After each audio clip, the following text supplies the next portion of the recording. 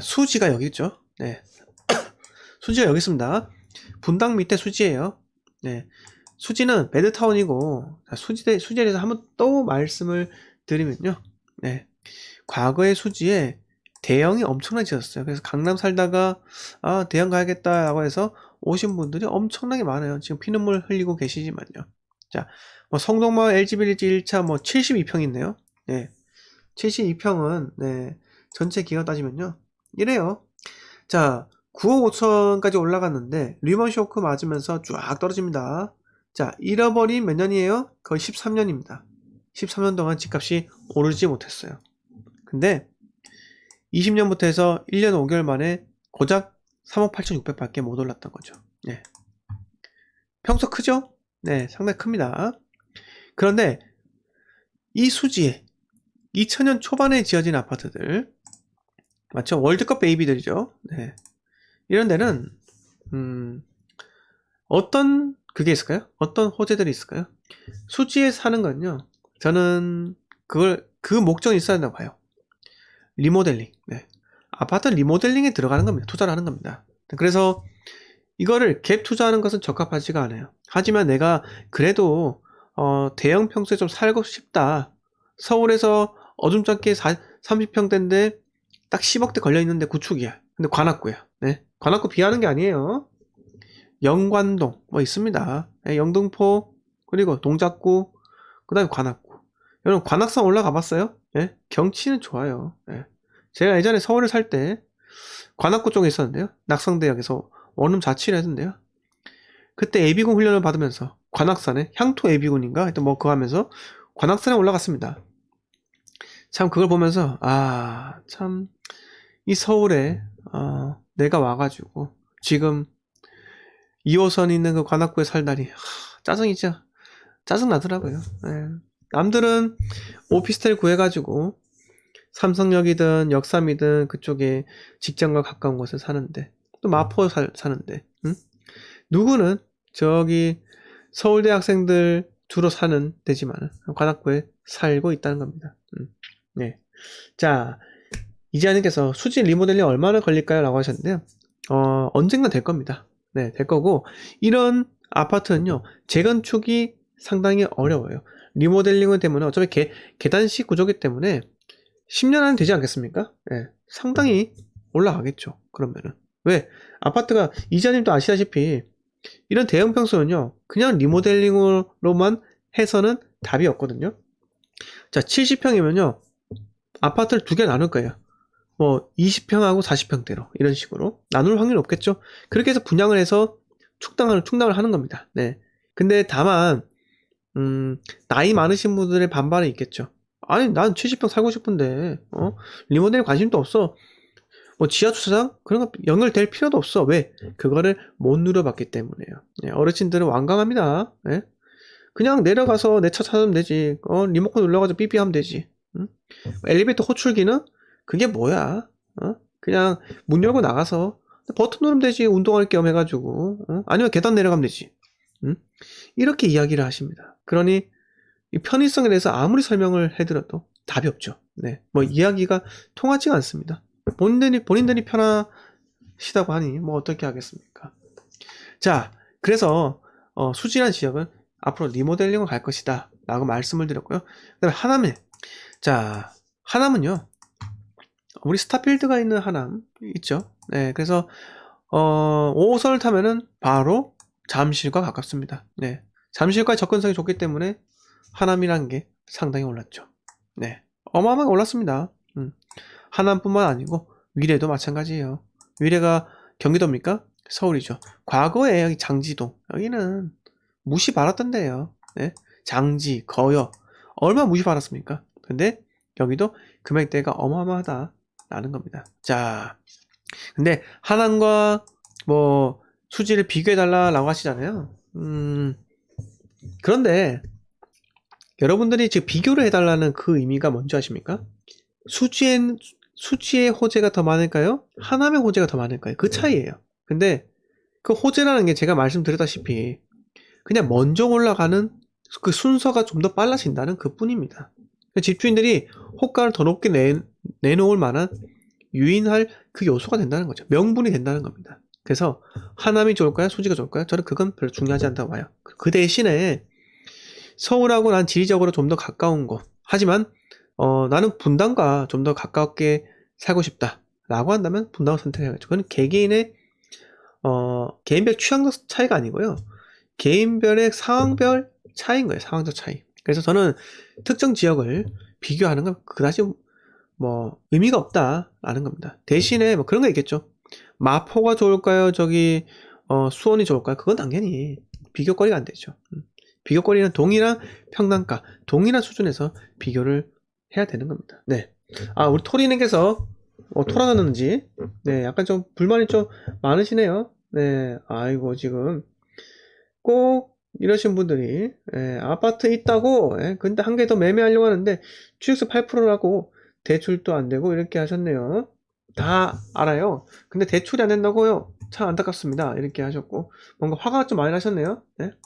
음? 토리님 근데 자꾸 욕하지 마시고 본인이 화를 낼 필요는 없습니다. 제가 드리고 싶은 말씀은 그거예요. 본인이 취득세 8%요? 사봤어요? 3년 안에 팔면은, 네? 또는 1년 안에 팔면은, 그 취득세 8%안 돼요. 아시겠죠? 1에서 3% 냅니다. 그러니까, 일시적 1가구 2주택 해당이면요, 취득세 8%까지 안 냅니다. 본인이 공부를 안 하시고, 주변에서 그냥 이야기만 듣고 판단하면 안 돼요. 아시겠죠? 그리고, 뭐, 그래요. 네, 공부 좀 열심히 하시고, 재방송도 열심히 들어오시고, 그러다 보면은 또 시야가 넓어지고, 그럴 겁니다. 네. 자, 윤성원님께서도 경기 수원 권성구의 비행장 주변 투자 괜찮을까요? 라고 하셨는데, 비행장 이전 그것 때문에 하신 거예요? 근데, 제가 경기 남부권에서 계속 말씀드렸어요. 그걸로 충분히 대답이 되었다가 봐요. 네, 지금은 투자를 안 하는 게 좋을 것 같습니다. 이웃사랑님께서 이런 푸른마을 리모델링 추진하려고 하는데 전망 궁금합니다. 자, 이런 푸른마을 볼게요.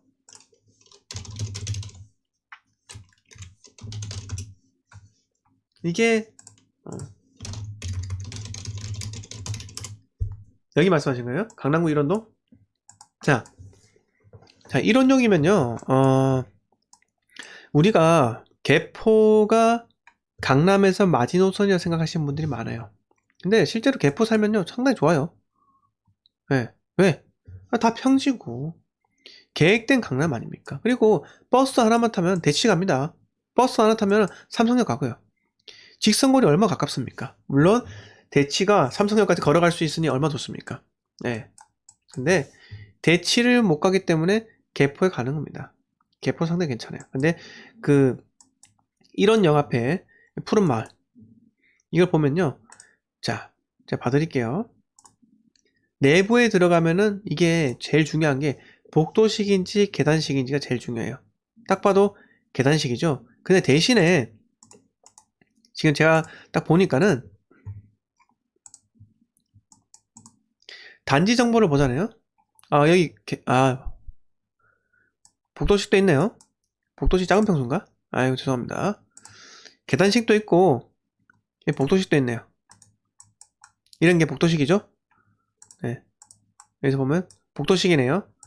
이게 복도식이 약간 애매한 거예요. 복도식이. 네. 복도식이 애매한 이유가 뭐냐면 우리가 이 푸른마을 쳐서 단지 정보 보잖아요. 이게 어떻습니까? 큰 평수는 지금 투베이죠?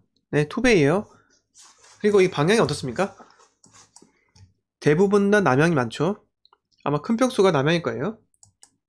그리고 동향은 작은 평수일 겁니다. 네. 원래 그렇게 배치를 해요. 큰 평수는 보통 앞동에 배치하고요. 네, 여기 앞동에 배치하고 작은 평수는 동향 이렇게 하는 거예요. 이렇게. 그래서 이게 어떻게 될 것인가? 리모델링 같은 경우는 이 동향, 남향을 변경할 수가 없어요. 그리고 제가 보기에는 용적률이 249%잖아요. 건폐율은 좀 잘못된 것 같습니다. 2%. 이건 잘못된 것 같아요. 그래서 이게 너무 높기 때문에 재건축이 안 되니 리모델링을 한다 라는 거 아닙니까? 건폐율이 낮다면요 옆으로 수평 증축을 하겠죠. 수평 증축. 근데 작은 평수, 물론 이게 동굴형 구조가 나올 거예요. 어쩔 수가 없습니다. 자, 구조가 지금 작은 평수 같은 경우는 이렇잖아요.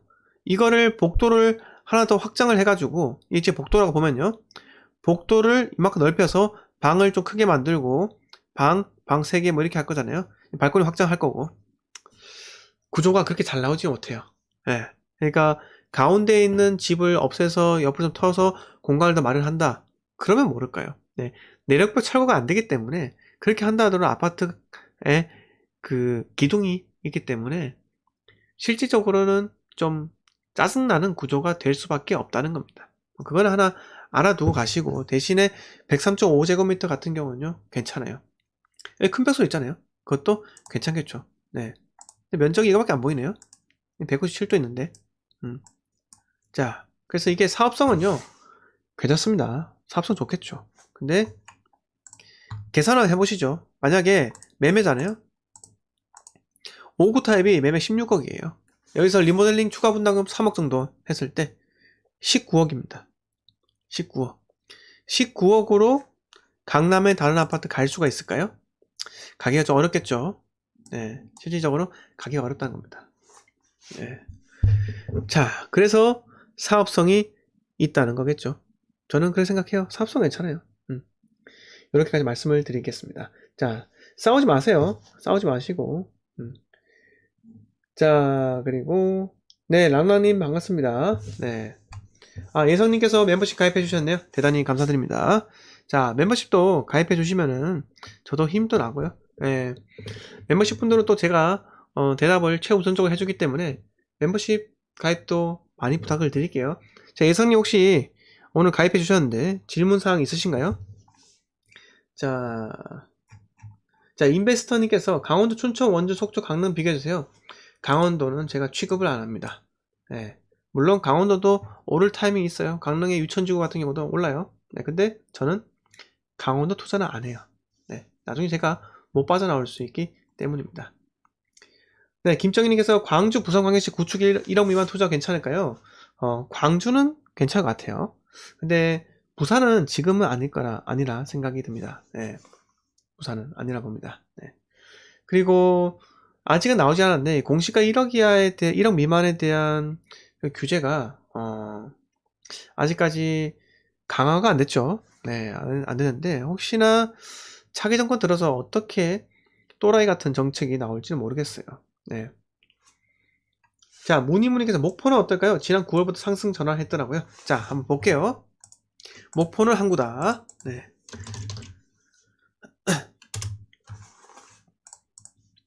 자, 목포라는 지역이 바다를 낀 도시죠. 네. 목포라는 지역에서도 뭐 박나래가 목포인가요? 그 다음에 윤호는 광주고. 네. 뭐 목포에서도 뭐 좀 연예인들도 유명인들도 많이 나왔던 것 같아요. 자, 목포라는 지역을 제가 투자를 해야 할까요? 저는 그렇지 않다고 봅니다. 자, 물론 올라요. 네, 목포도 오릅니다. 공급이요 어떨까요? 3년 동안 공급이 없어요. 근데 자, 목포의 인구가 어떨까요? 제가 오늘 이거 뉴스도 말씀 못 드렸네요. 21만이에요. 네. 제가 인구 80만 이상만 투자를 하라는 사람입니다. 네. 80만 이상만요. 그 이유가 자체적 수급 때문에 내가 빠져나갈 수 있는 타이밍이 충분하다는 겁니다. 아, 그래요? 오지오가 목포인가요? 목포에서 서울로 올라와서 유명해진 거예요? 불광동 오지오. 아, 동해도 목포인가요? 네.